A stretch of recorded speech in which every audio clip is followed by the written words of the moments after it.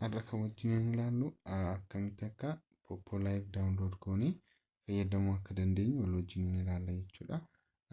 Duraan dursinee hojii kana jalqabuudhaaf kan barbaachisu applicationii kana download godhachuudha. Kanaaf applicationii kana Play Store irra deemnee search goonee jechuudha. Search batanii keenya irratti dhufnee Poppo Live ni akkaataa kanaan barreessinaa jechuudha. Poppo Live kan jedhu kana erga barreessinee booddee search goona.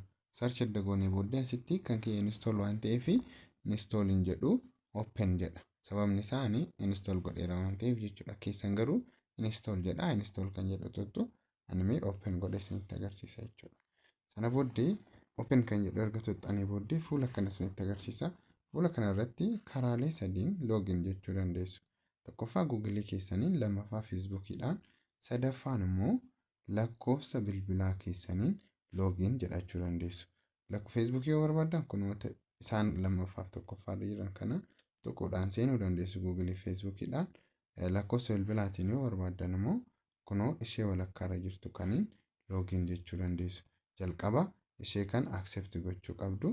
Right erga gootanii booddee tokko isaa xaxxu jechuudha. Asama lakkoofsa bilbilaati. Mi'a nama register godheera. Register waan godheefanii login jedha jechuudha. Lakkoofsa bilbilaa kiyya galcha jechuudha asitti. Lakkoofsa bilbilaa galcha kana galcheessinitti agarsiisu. Galcha jechuudha. Achi booddee passwordii keessan galchitu jechuudha. Passwordii keessan galchitanii booddee xumurtu jechuudha. Passwordii keessan galchuudhaaf jalqaba dirqama passwordichi lakkoofsaa fi qubeedhaan ta'uu qaba. Strong akka ta'uuf jechuudha. Login jettu jechuudha.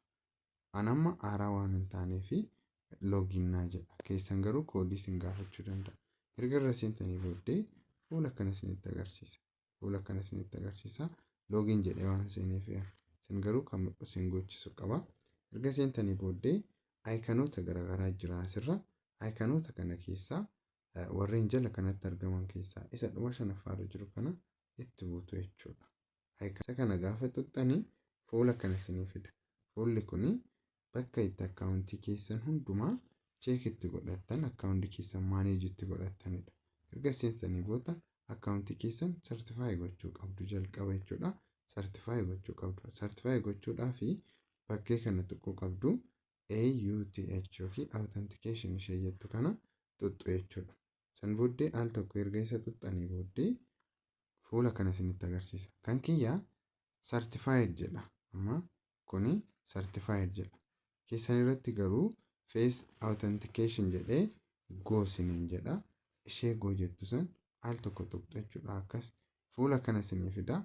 Nama asitti ashaaraa kiyya waan fudhateef fuulli kun isa ashaaraa kenne san natti agarsiisa jechuudha. Keessan garuu upload your face photo jedha. Upload gootu jechuudha. Asitti upload gootu suura keessan kan sirriitti isin ibsu, eenyummaa keessan sirriitti ibsuu kan danda'u irra gootu jechuudha. Achi booddee garjallee isaa start to certificate kan jedhu jira. Isa san tuttanii ashaaraa keessan kennitu jechuudha. Certified siniin jedha. Duubatti deebitu sirriitti yoo kennitan jechuudha. Yoo sirriitti hin kennite eegsii gochuu danda'a. Under review yoo siniin jedhamu daqiiqaa muraasa booddee siniif fudhata jechuudha. Erga kana xumurtanii booddee inni biraa barsiisaa yookiin ejentii qabaachuudha. My agency kan jedhu argattu. Kunoo bakkee kanitti my agency kan jedhu jira. My agency kan jedhu kana al tokko tuttu jechuudha. Al tokko erga tuqxanii booddee kunoo lakkoofsa kana guuttattu jechuudha. Akkaataa kana isinitti agarsiisa. Bakkee kanarratti lakkoofsa kana barreeffattu. Lakkoofsa kana barreessitanii maqaa kana isinii fida. Maqaa kana erga isinii fidee please enter agent ID ishee jettu kana al tokko tuqxanii confirm isiniin jedha. Confirm gootu. Erga confirm gootan booddee congratulations isiniin jedha. San booddee duubatti deebitanii hojii keessan itti fuftu jechuudha. Hojii maal hojjanna kan jedhumu kutaa lammaffaatiin qabadhee isinii dhiyaadha. Linkii applicationii kana description irra isiniif kaa'a. Description sanirraa linkii san tuqxanii buufachuu ni dandeessu. Moo deebinee wal agarrutti nagaan naaf tura.